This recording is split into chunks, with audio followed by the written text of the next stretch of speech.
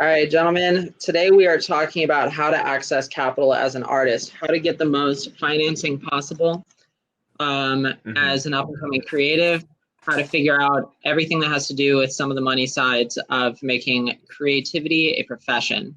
So why don't we start off by having you both introduce yourselves? Well, actually, I guess I'll go ahead and introduce myself since I'm moderating. Hi, I'm Alex Powell. I am the experience manager at How to Be Social, and I will be moderating today's event. It's very nice to meet you all, and I'm happy to be here. Prithvi, you want to go ahead and tell everybody about yourself? Yeah, hi. My name is Prithviraj. I'm a filmmaker here in Dallas. I'm excited to be here. Awesome, exciting stuff. Michael? Yes, what's up, everybody? I'm Michael Mapanga. I'm the founder of Afroland TV, and I'm also an actor, so actor/executive. Afroland TV is an online streaming TV platform for Pan-African TV shows and movies. Awesome, very exciting stuff. So before we start diving into some of these topics, why don't you guys talk a little bit about what makes you experienced enough to talk about this topic? And what your background is in doing some of this stuff. I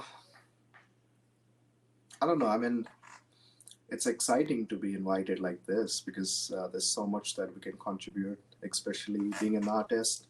And it's not easy being an artist because it's always tied up to the finance and funding. So based off my experience being a filmmaker, you know, writing, directing, editing, composing, and all the crafts that you name it, because you're short of money in the beginning, and slowly you build your network, build your audience, and then finally you'll find a way to make money and also get produced by people.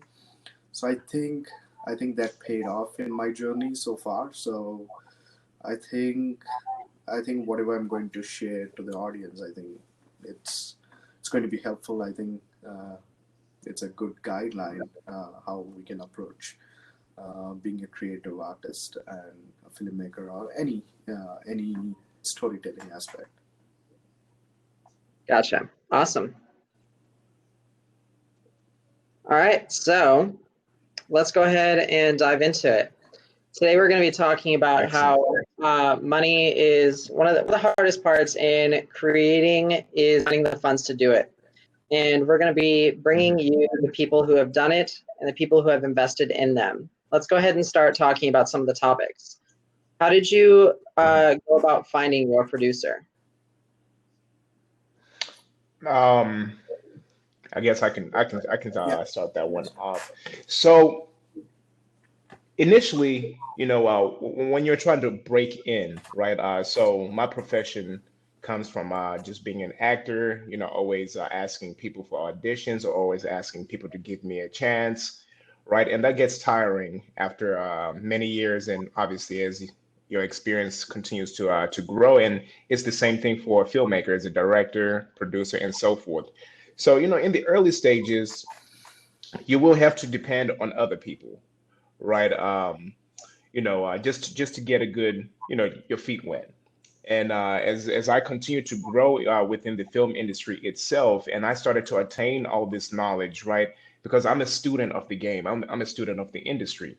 I started learning how to do things, and I became my own producer. Because if you wait for somebody to give you that opportunity for you to produce as you continue to grow, that's never going to happen, right? We live in a society where, specifically in the entertainment industry, where people want to see what you can do first, right? You have to be able to wear many hats. And like my friend Previ just said, you know, you have to be a director, you have to be a producer, you have to be a film editor, you have to be able to know to wear many hats to be able to be noticed, right? And with this, with more experience and making partners, right, you then start attracting, you know, bigger producers, right? People that have done it on a bigger level, right? And this is where you want to be, because then you know, connections lead to one thing, and in this industry it's all about connections. So my answer to that is you have to become your own producer first, right? Volunteer for short films, right? Volunteer to help somebody shoot music videos, volunteer, make those connections, right? Grinding out, learn, because you have to be a student of the game, um, not only at the beginning but throughout your whole career. And then as you continue to become more reputable, then you partner with producers who have done it on a bigger level. Gotcha. So what did you do to start finding those producers once you were at that level, once you were ready for that? So actually, what's funny is you kind of run into them. Really? Right. There isn't like one place where it's like, okay, this is the place where you find producers who want to work with you. Right. It just doesn't work like that.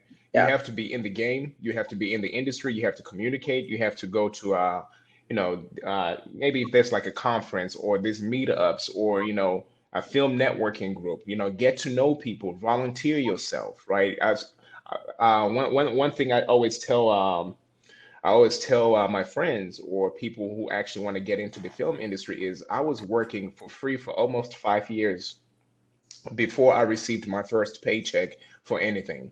It was 5 years, right? I built my network, I started talking to people, and then once I established myself, once they saw that I was a real player in the game, right? This is when the interest started to come, right? And people would start talking like, "Hey, listen, I have this film, bro, and I want you to do this. I think you'll be great for this, and I can produce it." And so that's literally how deals are made when it comes to film, right? On film sets, for example, when I'm on a film set, I might be talking to one of the guys like, "Hey, listen, I have a film I'm trying to shoot next year. I want you to be the lead in it." And literally, this is how deals are made, Yeah.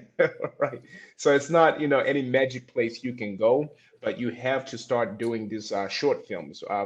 I know that UT has a great film program, right?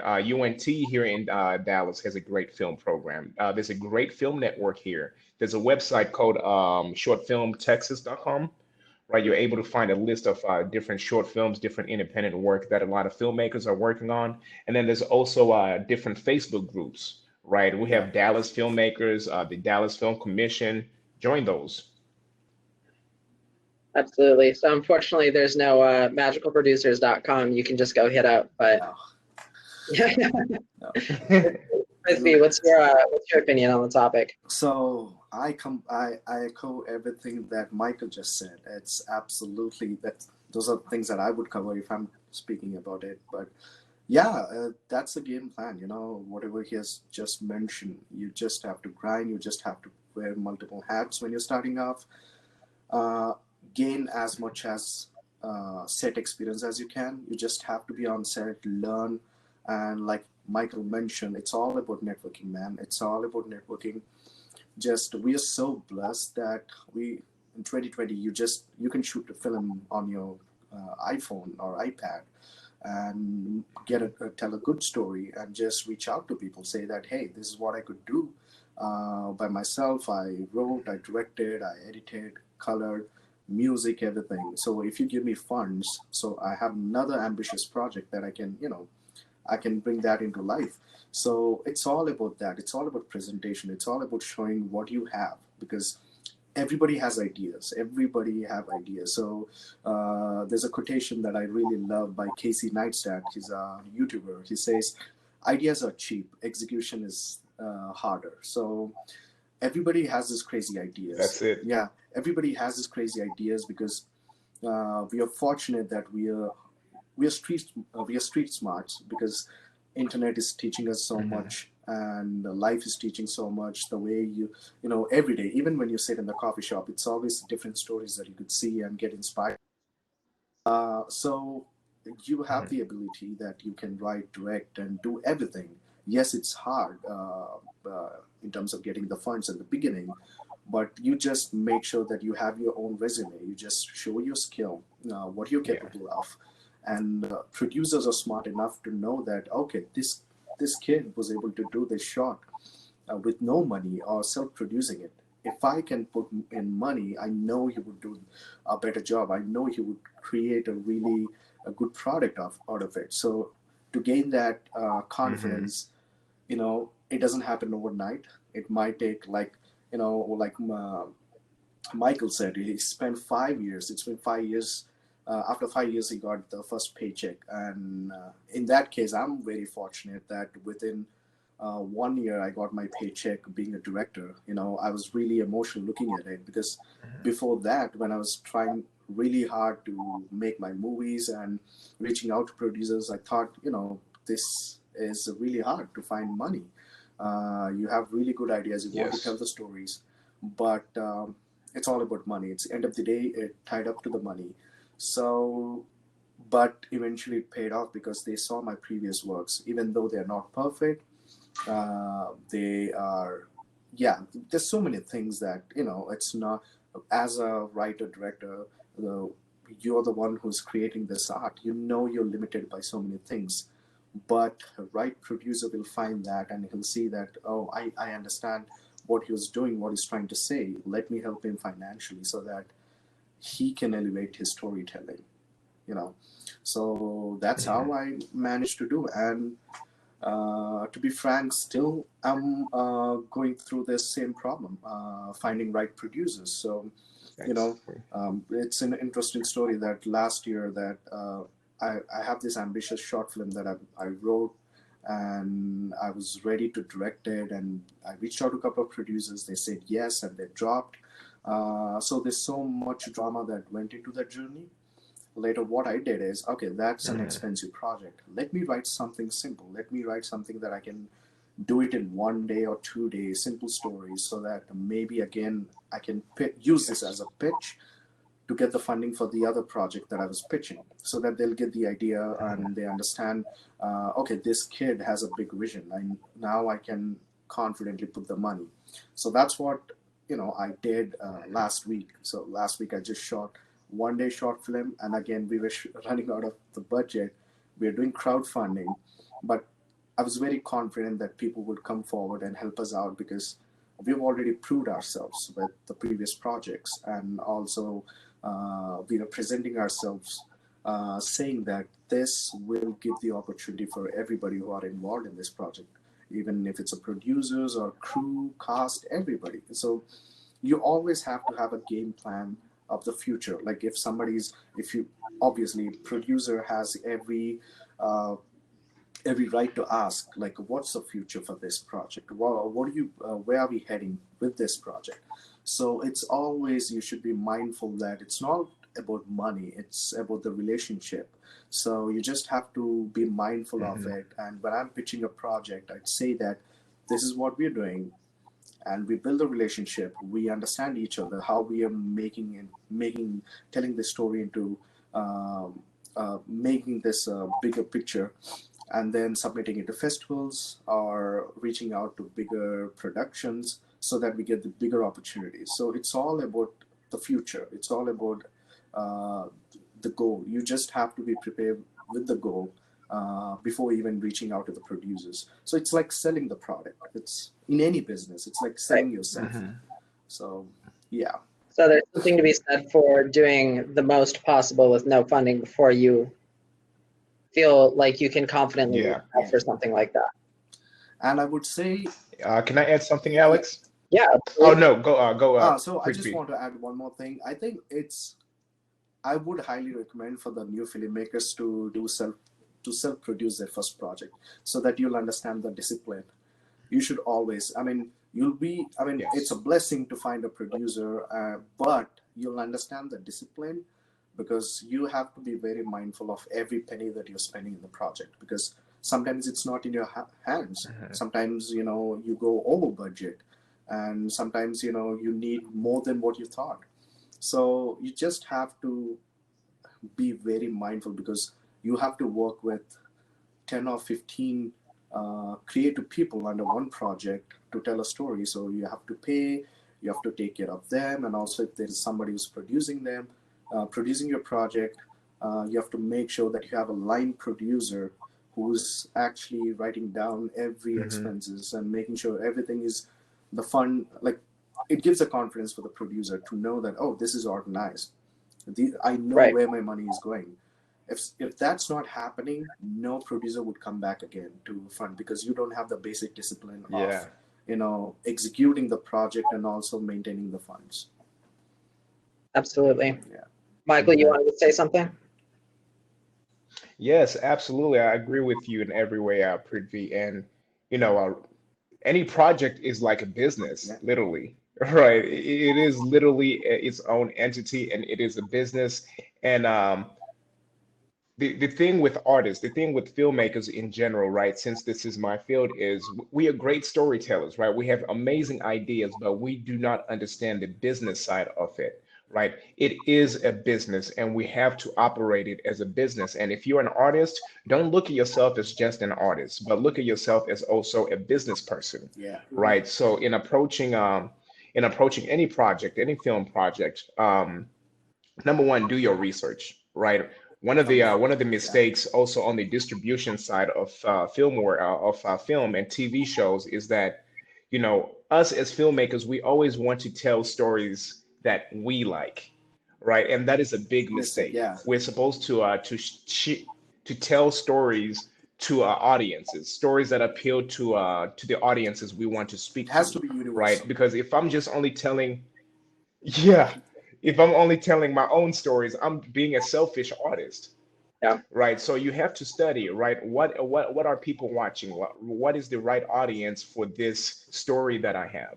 Once you understand that, right, producers find you attractive because they, number one, know that you understand the film industry, right? You tell them, hey, listen, I'm going with this genre, right? The reason I'm going with the horror genre is because I know that these films perform well without having stars or celebrities in them, right? And this is the script, this is the budget. I already have my crew, and that's why it's so good to connect with different creatives in your local area, right? Having a photographer, a videographer, or DP, right? People that you can go speak with and say, hey, listen, I don't have much, right? But let's be on this project together.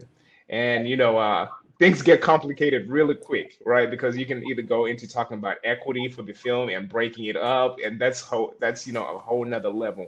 But the reason of me saying this is you need to research. You can't just go out and expect for money to come to you, Yeah. right? You have to research, you have to shoot it yourself, you have to be out there in the trenches, right? Because if you have all these key ingredients, right, it's going to be so much easier for you to raise money later on.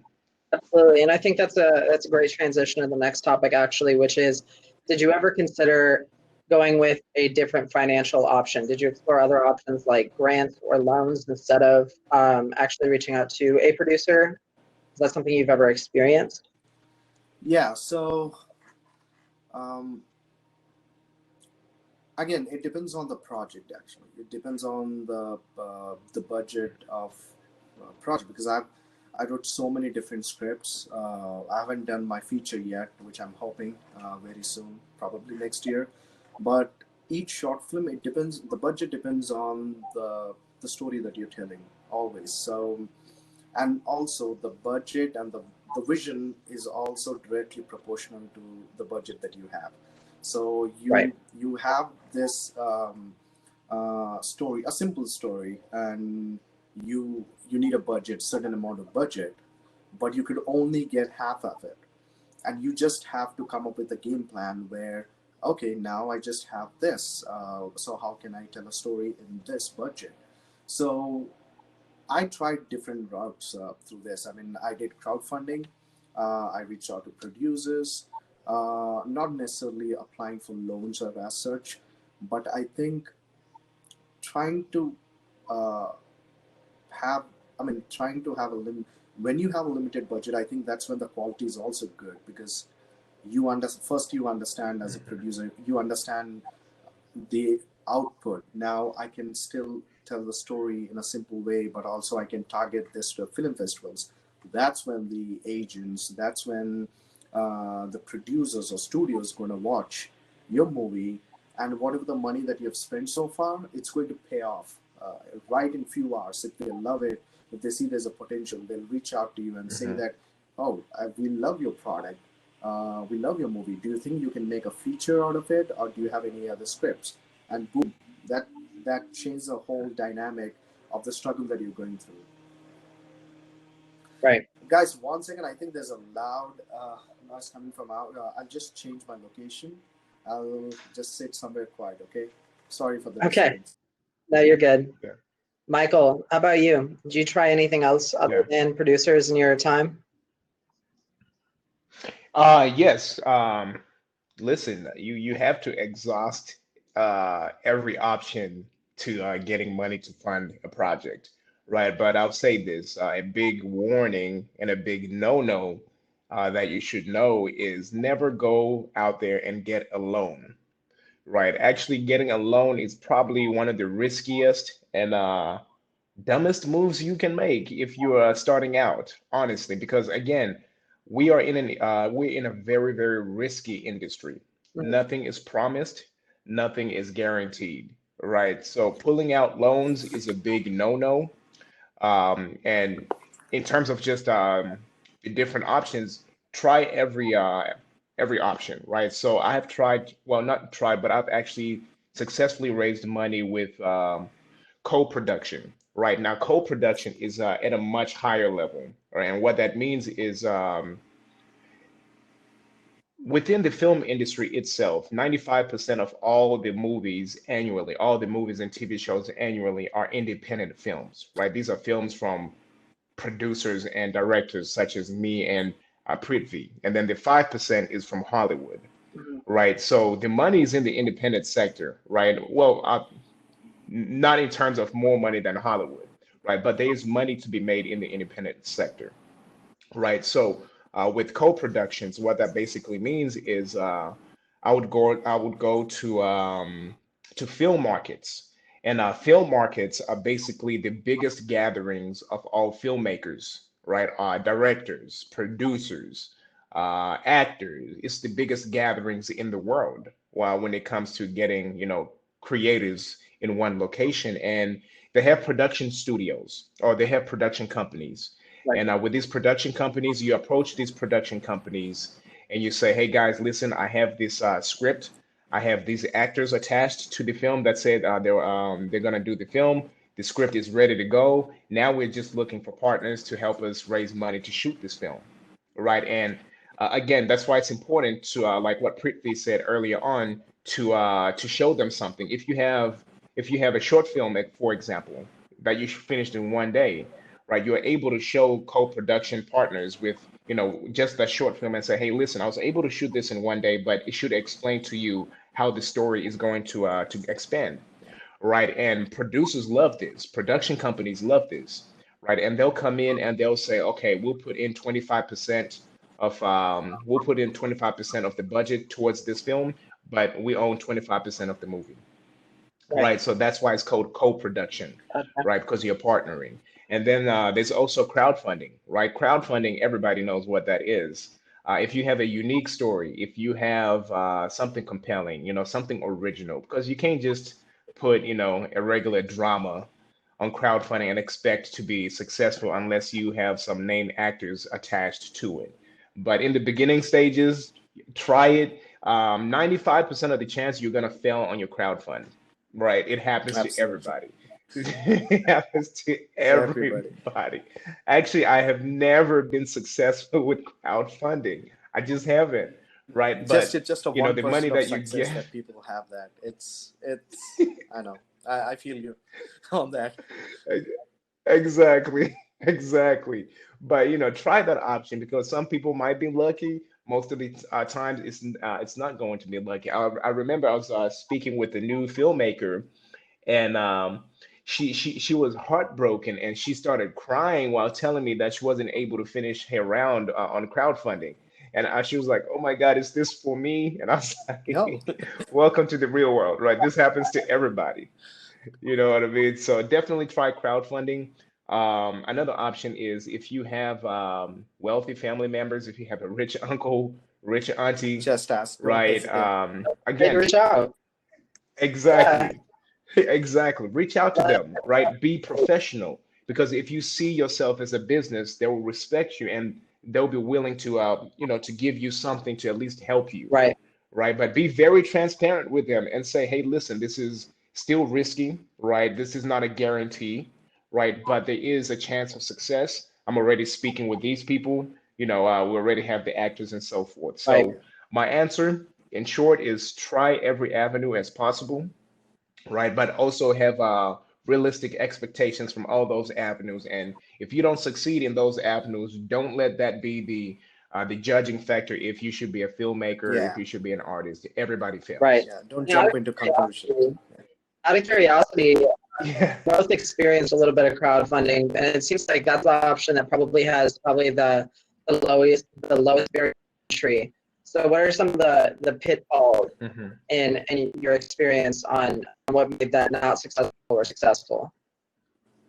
So again, one thing that I wanted to add on what Michael said, it's good the way you have to target your audience or the investors. Yeah, you just have Hmm. to see if you find a producer. If you don't have a producer, just go reach out to your friends, do crowdfunding. And if you still don't have the funds, go Hmm. reach out to your uncle or aunt who are wealthy and just have a nice presentation. We call it pitch deck. So Mhm. each project you just come up, you Yeah. just create a mood board, synopsis. It's like a presentation, like, and you also give them the idea of what's the future for this project, and Right. if there's a game plan of Mhm. paying back to them. It's highly. I mean, they have to know in the first place that they're gonna lose some money.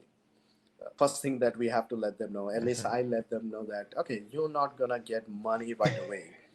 It's going to take a couple of more hits, couple of more projects, and until I Yeah. figure out the right people, and then eventually it'll all pay off. Yeah. Right.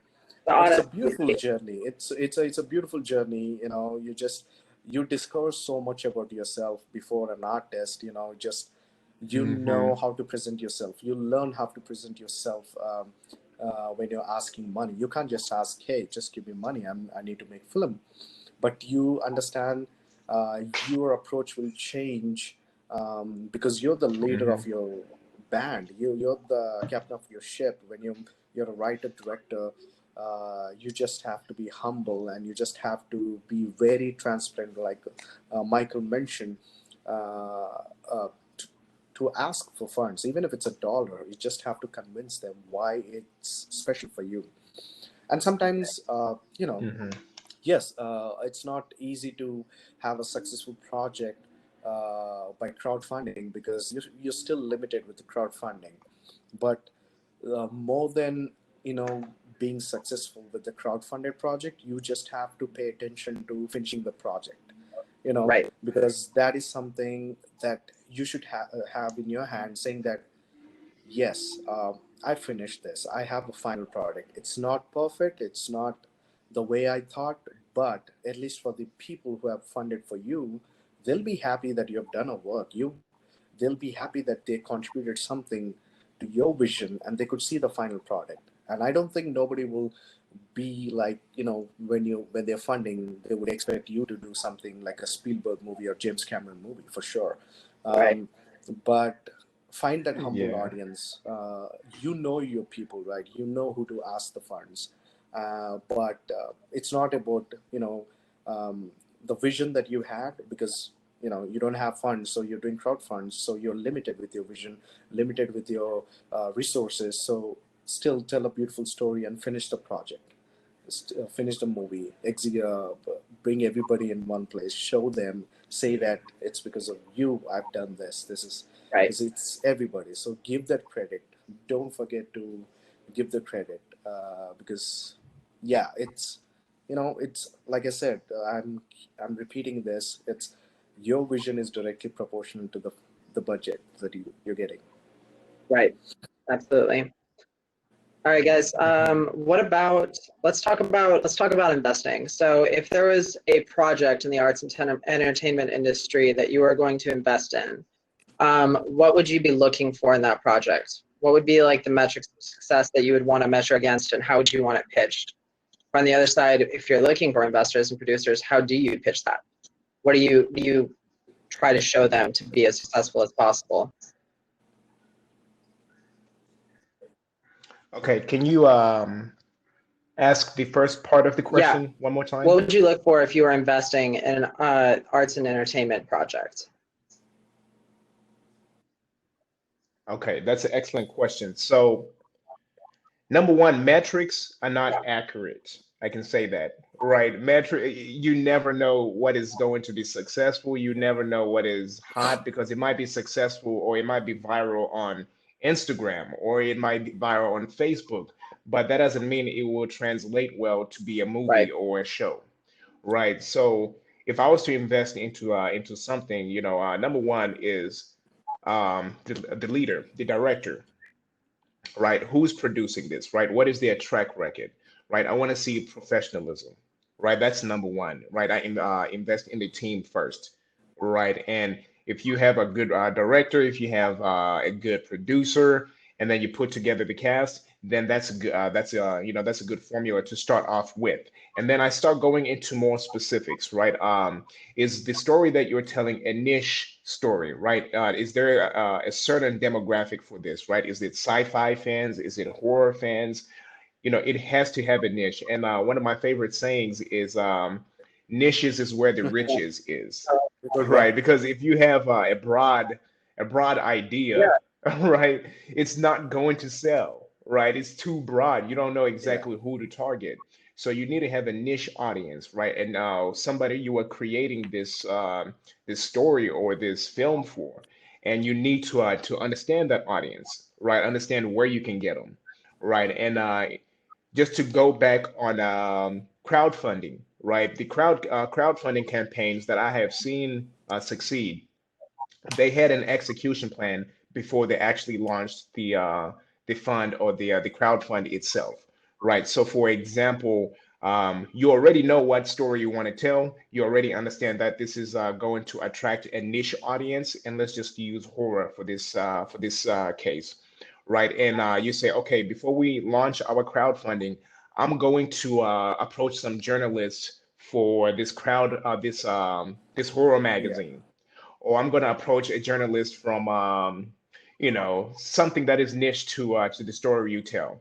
Right? You tell them about your story. You say, "Hey, listen, do you guys mind to publish this for us, just to show people that we're approaching this from a unique approach, right? Whatever Right. you got to say, whatever you got to say to sell, and then you launch your crowdfunding, but also parallel to that, you have people, publishers, publishing about what you are doing, right? So I'm looking for hustlers, right? You got to be Yeah. able to hustle, right? Yeah, there's always a way to find the right audience. So for me, it's the team, right? It's the story, the genre itself, right? Is this the right genre, right? I'm going to avoid anything that's drama because the chances of a drama succeeding are Yeah. very, very low, right? But genres that perform really well are the horrors, the thrillers, action, because I don't need Yeah. superstars for those, right? I don't need superstars for those. I can get any regular Jack and Jill, right? But if it has a good story, yeah, it might catch on, right? And then those I think those would be the first two criterias for me if I was to invest in an Right. entertainment project. Prithvi, how about you? Same thing. I absolutely agree on Michael. I mean, that's the industry, that's the industry because Mhm. know your audience is the first thing. I mean, when you're writing, you shouldn't be writing your biopic, okay? You should Yeah. be just focusing on the story. Yes, you're the reflect. I don't know which, there's a writer, it reminds me of a writer's quotation. He says that when you watch a movie, you see the director's reflection. It's like you see him in the movie because that's somehow it inspires him Mhm. to. I mean, inspired somehow. It's tied up to his personal belief system when he's writing or directing or doing this project.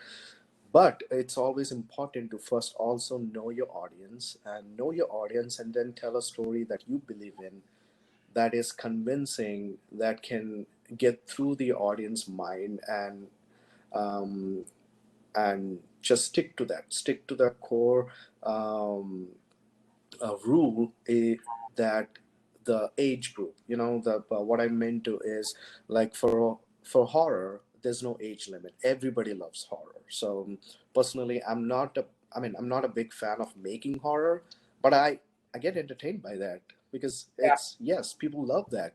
You don't need a star name, you don't need like a big names under it or supporting cast. You just have to have a good story and a creative way of executing it with a low budget. There's so many successful projects that made in such a low budget, and they grossed over like 200 or 300 million.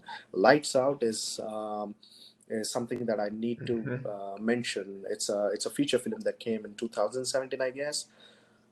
So I just have to tell a quick story about this because the director, he's from Sweden. So he and his wife just came up with this small idea that, a small short film that they did is, his wife is an actress in that, and she in that short film, Lights Out short film, she just turns off the light and you see a ghost there, and then you turn on the light, you don't see a ghost.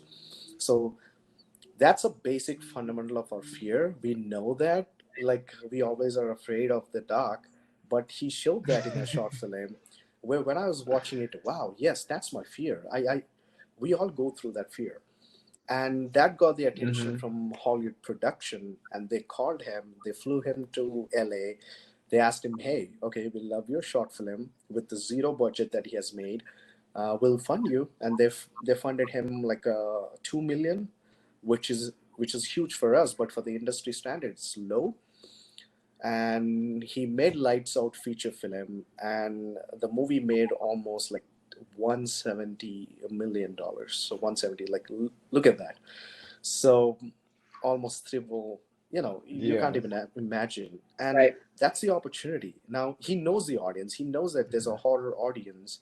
There's no age group. Like, typically it's going to be the younger generation. Yeah, yeah, younger people who love to watch horror. But also he has that small unique idea where he said, I'll show the ghost only when it's dark. When it's Yeah, in I like it. when there's a light, there's no ghost. So we all know that fear, and we know that, oh, I can Yeah, relate to this. it If was people effective started to enough. relate to that, yeah, yeah, when people start relating it to the basic common sense of the fear or anything, that's when you have your audience. Boom. Now he Right. got the audience. Now he made the money out of it. So yeah, it's just an example that I'm giving. It can be any genre, but slowly when you build your own style Mhm. and own reputation of way you tell the story, that's when you can try drama, comedy, or different genres because you already Right. have your audience. You already have your Mhm. first 1,000 audience or 10,000 audience already because no matter what you do, they love your work. Right. So you just have to build Yeah. that first, and then slowly, you can get into ambitious projects later. Absolutely. No, I like that. And I like that you both Mhm. emphasize really knowing your audience because I know a lot of people, and it doesn't even have to be about film, any creative industry. Yeah, If you try to make something and you just tell yourself, oh, it's cool, so people will like it, but you don't know who you're targeting it for, yeah, it's never going to be, even if it is somewhat successful, as successful as it could be if yeah. you had known who you were really making. Exactly. We're starting to run low on time, so we're going to have one last question and just do 2-minute answers for it, and then we'll do our sign off. So this last question is, what do you look for in a producer? Michael, you can go first. Okay, I'm looking for a hustler, right? I'm looking for somebody who's willing to get the job done with with as little to no excuses, right? There's always a way to getting something done, right? And as the director, I have so many other things to focus on. I have to focus on the story. I have to focus on the actors. There's so many things, and I want my producer to be my partner and not my employee, right, or not be part of the cast and crew. Yeah, He's my partner, right? So he's supposed to handle what he's supposed to do in terms of raising the capital, making sure that we have the locations. shooting Yeah, locations, all take those things off my back, right? So I'm looking for a hustler, somebody who's willing to get the job done, somebody who's Right. willing to win. Love it. same thing. Because there's a fundamental difference between investors and producers. Because the producers who are the one who'll be there from pre-production to post-production until the day you release the product. Because, like Michael mentioned, yes, they have to take care of the locations, permissions, actors, all the logistics, whatever is required for the Mhm. film. they have to be on their toes too. I mean, they can't just fund the money and sit back and relax and just wait for the end product. No, they just have to hustle equally, because like they both are the partners, like director and the producers. They both are creating this. They both Yeah. are executing this. They're representing this. So the producer has to be very mindful of his part, and he has to be really good at that, and his job is also kind of a shield to the director, where director shouldn't be worried about the funds, shouldn't be worried about the coffee on set or something like that, Right. because organizing stuff is a producer who's going to take care of everything. So yeah, he should share the equal madness of what Love that. director has. Yeah, Yeah. Making sure that a producer is more than just a bank account, that they're exactly. Yeah, personally invested in what they're putting themselves into. I absolutely. like that a lot. Yeah. All right, gentlemen, thank you so much for joining us and teaching us a little bit. I know I certainly learned a lot. I've personally never worked with producers, but I feel like I could now. I feel like I could go out there and tackle it. So do you have any closing remarks? And go ahead and tell people where they can find you at. Yeah, so you can find me on Facebook. My name is Prithviraj Karadula, and you can find me on Instagram. It's prithviraj.k. That's where it's like basically my photography account, but I also share a lot of my BTS stuff about film, and I share about a lot of film codes and what's happening and what I'm doing creatively. So you can follow me there, and yeah, I would love to meet new creatives and learn from them. I'm looking forward to, meet Awesome. a lot of new creatives. Absolutely. And for me, you can find me at Michael Mapanga on all social media platforms. And then for our streaming company, Afroland TV, it's at Afroland TV on all social media platforms, just to see what we're doing and the growth that we've had within the last couple of years. Awesome. Thank you again so much, gentlemen. If you are watching this and you're interested, we at How to Be Social are going to be hosting some of these same creative geared panels all day. So go ahead and go to How to Be Social on Instagram. In our bio, we have the link, and you can watch all of the wonderful things that we'll be discussing and hopefully learn a lot. Thank you again for joining, and y'all have a wonderful day. You too, brother. Thank you. Have a good one. Bye. Thank you, guys. Bye-bye.